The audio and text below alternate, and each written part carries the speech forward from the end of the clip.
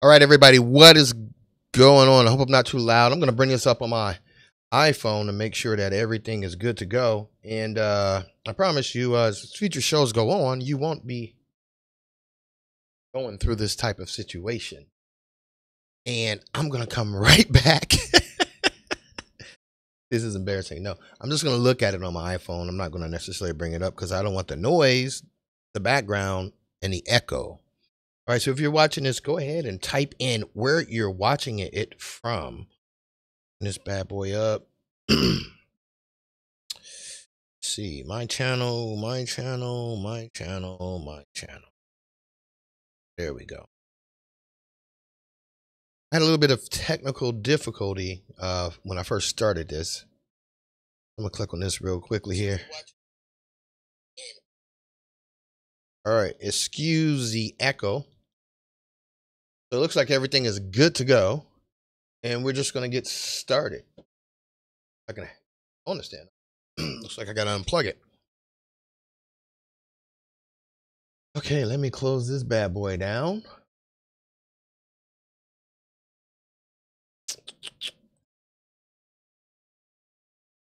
Back up. Boom, boom.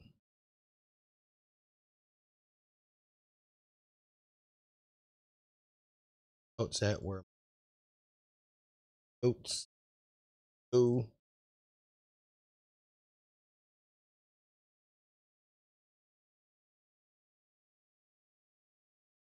right, folks, this episode of A Profitable Life, we're going to talk about, what are we going to talk about? Workshops, right? We're going to talk about, and I'm messing up already. Anyway, what I'd like to do is welcome you to A Profitable Life. This is where we talk about becoming more profitable in business, finances, and your personal development. I'm William, your host, and I'd like to invite you to join the show on YouTube Tuesday and Facebook Friday live and take part in a conversation. You can ask questions and leave your comments.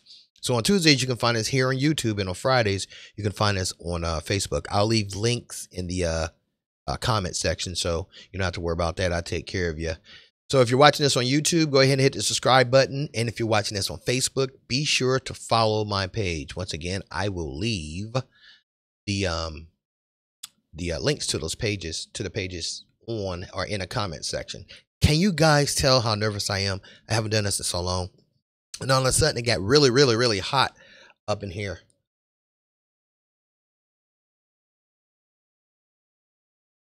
All right, so starting out. Once again, what we're going to talk about is benefits of doing a workshop, why your workshop is not your product. Believe it or not, it's not your product. You'd be surprised what it is. And workshop lead generation. But first, let's talk about fast food workers battling unfair firings after winning a $15 minimum wage. Let me go ahead and bring that up real quickly here. I'm running OBS from two computers, guys. Kind of still new to this. No excuses, all right. Okay, desktop capture. There we go. Switch over. I'm gonna just cut to this really quickly here. All right, let's see what it says. It says after winning a $15 minimum wage, fast food workers are now battling unfair firings. This article is in the New York Times, February 12th, 2019.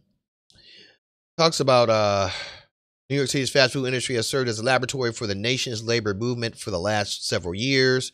So apparently that means that they started doing this $15 an hour minimum wage for fast food workers there. So it says these workers were the first to stage rallies demanding a minimum wage of $15 an hour. Then they pressed for changes in the way national restaurant chains set their work schedules. Now they're asking the city council to shield them from being fired without a valid reason. That protection, the sort of job security that unions usually bargain for, would be a first for a city to provide to specific workers in a specific labor, in a specific industry, labor experts said. Come back to me. And I might have to figure out another way to do this. It's starting to get kind of confusing.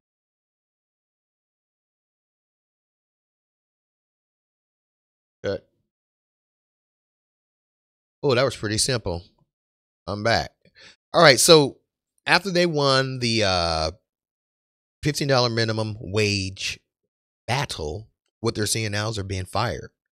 And just here in this city that I live in, which isn't a huge city, I'm already seeing, and my nose is starting to itch. I'm going to turn this way in. Woo! I'm already seeing automatic machines or those little kiosks that are replacing workers. As a matter of fact, when you come inside the McDonald's, they're encouraging you to go over there and learn how to use that. Sometimes I do, sometimes I don't. But the funny thing and the sad thing is, you don't get your meals any faster than what you would if you were to talk to a person at the counter. Sometimes it seems like they even forget about you. But I kind of, or I guess you can kind of see how these people would probably end up being maybe unjustly gotten rid of or fired, because it'd be a lot cheaper for you to hire robots or a kiosk and, replace workers and not pay them $15 an hour, not pay, what is it, workman's comp, not have to worry about getting sued and all these other things versus, a robot, and all you got to do is provide the initial investment and boom, there you go. Move on. You hire somebody to maybe repair them when they need repaired, update the software. You don't have to, I guess, worry about it. And this is from a manager or point of view. So not necessarily beneficial for the workers, but when it comes to the bottom line, making money and stuff, the people who are in charge of that part, they're going to be doing pretty good if they can get rid of these people, which is unfortunate. All right, let me cut over to this.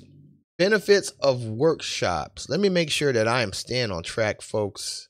These notes are killing me. And if you guys are just joining us, be sure to follow us on Facebook, and also be sure to follow us here on YouTube. And before I continue, I want to let you guys know about the first sponsor of the show. It's called A Profitable Life Facebook group, aka Apple. So you're going to be in Apple Nation if you join it. So you can be part of it. Is where we continue the conversation, about exclusive content when it comes to improving your life or making your life more profitable, emotionally, financially, and personal, right? So you get exclusive content if you decide to join. You won't see this content anywhere else. And if that sounds good to you, go ahead and just type in APL in a comment section, and I'll make sure that I get the information to you. All right, folks, if you're just now tuning into A Profitable Life, I'm your host, William, and I'm here to talk about becoming more profitable in business, finances, and in your personal development. I need to slow down, don't I? And today's show is all about workshop, the benefits of running a workshop, why your workshop isn't your product, and workshop lead generation. So where are we on the time? I'm not going to worry about that right now. We're just going to go ahead and begin the first topic. Benefits of running your workshop. Before I continue, I'd like to go ahead and say I have a soft spot for people who have all these can-do abilities, all these ways of creating things, and they've run up against roadblocks and frustrations in terms of building their actual offline workshop. This could be people like candle makers or wreath makers, cake makers, any type of skill that you're able to teach, right? I feel it's a shame that there's not a lot of people taking advantage of current, easy to use technology to fill their workshops, and eventually maybe change these workshops into online courses. That way, it can benefit more people, right? As well as benefit themselves. But let's continue. So we're going to talk about the benefits of running your workshop. One of the first benefits, or the first benefit that I can think of, is you learn as you teach. I try not to dig in my notes. That's so gross. But you learn as you teach, right? If you teach something, you really have to know your stuff, right? And if you find out, well, during the time that you're teaching, you'll start to see or notice the areas that you might need to improve, gain more knowledge about, get some continued education about, or do some more research about. Teaching is one of the best ways to test whether or not you know what you're talking about. So the first thing is you will learn as you teach. The second benefit about running a workshop is you begin to position yourself as an expert or an authority. right? And before I continue, I know there's a bad connotation or stigma with the word expert, and probably with authority. And I've seen many people, online and offline, bash that word. But to be perfectly honest, you don't have to know everything about whatever field that you're going to be teaching in. As a matter of fact, for the most part, it's almost impossible for you to know everything to be seen as an expert. Okay. Like what I'm doing right now, technology changes. More than likely, technology gets cheaper, faster, and more easier to use, right? Or a new technology might come out and I don't know about it. So that just goes to show you an expert doesn't necessarily have to know everything. All you have to be is a few steps ahead of the audience that you're teaching or that you're targeting. Okay. And number three, I shouldn't say and because it's a four as well. Repurposing. If you hold a workshop, right, you're able to take that workshop and create from it podcast, aka audio, an ebook, or a PDF, right? If it's an in-person workshop, what you can do is you can record it, okay, and you can later on offer it as an online course, a bonus, a lead magnet, right? What else? To make sure. Yeah, that's a third benefit of running your workshop. I have to do this more often. I get so freaking nervous. I have to work through that. Anyway, number four, profit. If you conduct your own workshops, okay, you're able to produce side income. Imagine what you can do with that side income. And I'm not talking about get rich quick. I'm talking about maybe you hold 2 workshops a month, right? And you fill up the workshop with, I don't know, let's say 10 people, and each of those people are paying, I don't know, $50 for your workshop. Okay, your workshop has to be a good workshop. It has to solve the problems of those people. Okay. So what is that? 10 times 10 times 50, twice a month. 10 times 50 is 500. Your second workshop, it's another 500. Take away your cost for materials and all that other good stuff. You might clear, I don't know, $800, $900. Okay. So that side income you can use to reinvest in your craft, right? You can use to reinvest in your equipment. To take for instance, and I just dug on my nose again. Take for instance photography. Photography can be a really, really expensive hobby or craft that you decide to practice, right? Cameras get old, lens need replaced. If you're using Adobe Photoshop, you gotta pay for that subscription now, and you can use that income for continued education. So, out of those 4 reasons or benefits for starting a workshop, 1, you learn as you teach. 2, you position yourself as an expert. 3, you repurpose. And 4, you profit. I want you to put in a comment section which one you agree with or which one resonates with you the most. Okay, let's see where we're at on time before we continue on. Let me bring up the YouTube.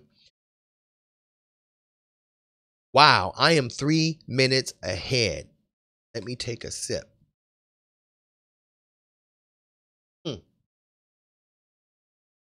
And once again, if you're new to the show, this is called A Profitable Life. I am William, your host. Oh man, I got to delete that out. I am William, your host. That's terrible. That's terrible. I need to relax. All right, I'm going to relax. I'm going to slow down. That's what I'm going to do. I'm going to slow down. All right. Okay. I am William, your host, the host of the new show, A Profitable Life. Let's talk about why your workshop isn't your product. And it isn't what your audience is actually buying. When you see me look over here, what I have is a Google Doc to help me make sure that I stay on track and that I don't continue to babble on and just talk about nonsense things. So please excuse me when I look over there. So I have 3 reasons why you need to understand that your workshop isn't actually the product that you're selling. Okay. Number 1, What you're selling really is your your customers' ability to get the end result from learning to do what you already know how to do. Okay. Here's a couple examples. You know, if you have a drill and you're selling the drill, you're not actually selling the drill. You're selling the hole that the drill creates for that customer to hang up portraits or family pictures, right? So you're actually selling the pleasure that they get from walking into their living room or their TV room and seeing a picture of Junior or a picture of Sarah hanging up on the wall, right? Looked over there, almost got confused. That's what you're actually selling. The drill is just a tool to get that end result. Okay. Say you take hair growth pills, right? Of course, the pill should, if it works, make hair grow, but you're not actually selling hair growing. What you're selling is the feeling of more higher self-esteem that comes with that, right? And more self-confidence. That's what you're selling. And the third and final thing from that is, I'm sure you guys seen the commercials of Nugenics, right? What's that? Frank Thomas, I think his name is, big black guy, bald head guy. And we all know what it does in terms of sexual performance, right? But that isn't actually what the people are buying. What they're buying is, once again, improved self-confidence, the ability to please their mate, right? So if you focus on that as your product or what you're selling when you interact with your potential audience or your target audience, you'll be at an advantage versus focusing mainly on your actual workshop. So focus on what they'll feel after taking whatever you're teaching instead of the actual workshop. Number two, another thing you need to understand when it comes to knowing that your workshop isn't your product is you're also selling a comfort level to your audience, right? Because what you're giving them is a comfortable place and a comfortable teacher for them to continue their education, right? Which also leads to more or a higher personal development. Okay. So you're actually selling information that's packaged that will lead to an end result. And the packaging is also something that they're going to benefit from, right? Because if you do it right, you're going to carefully construct it in a sequential and comprehensible way, and it has to make sense, right? That is, if you're doing it right. So that's also what you're selling. Because to be perfectly honest, anything you teach can be found on the internet. Okay, anything you teach, like right now, what I'm doing, all of it can be found on the internet. But the only problem is, in order for me to find out how to run this XLR microphone, I got to go over here. In order for me to find out how to run a USB interface that the XLR microphone is plugged up into, I got to go over there. In order for me to find out where to get that LED light from, that compact fluorescent bulb light, that other LED light, as well as a orange filter on it, the background, the computers, how to run the OBS software. You see all the different places that you'd have to go, right? But if I was to do a course on live streaming, I would have everything in sequential order to where it makes sense and that a person could get an end result doing something like I'm doing right now. And the third thing you need to understand when it comes to knowing why your workshop isn't your product is you allow your audience the possibility or the ability of profiting from what they learn from you. Here's what I mean by that. Number one, they can profit emotionally. Okay. They've expanded their creativity, their ability to make things. And those things that they make, they can give away as gifts. How good does it feel to be able to make something with your own bare hands and give away as a gift? Okay. You give your audience the ability to create. Same thing with you. Financial. How can I say this? Financially, you're also selling financial independence or an increase in finances for your audience. Because based on what based on what you teach them and based on what they make, they can create an extra income. You know what else they can create? They can create jobs if the operation moves that way. That's a whole nother live stream. Okay. Number three, personal development. New skills to add to their arsenal of who they are. All right. Out of those three reasons, and I just did my nose again. Out of those three reasons, I want you to tell me the ability to get the end result from learning what you're going to teach them. A comfort level in terms of continued education. Number three, possibility of your audience profiting. I'm going to look back at this video and I'm going to laugh. All right. Which one of those do you agree with the most? Make sure you leave that down in the comments. All right. That was topic number 2. We're going to move on. But before we move on, I want to let you guys know something. If what we're covering today sounds good to you, in about 2 weeks, I'm going to be releasing a new course called Workshop Wizard, right? We're going to cover what we're talking about today and so much more. We're going to talk about how to fill up your workshop seats with paying customers so you can avoid the headache of chasing cold leads. So if you're interested in that, make sure that down in the comment section, you just type the letter W, and I'll make sure you get the information for that. Moving on, folks, if you're just now tuning in, we're covering workshops, right? 3 different topics on workshops, the benefits of a workshop, how your workshop is not your product, and the final topic.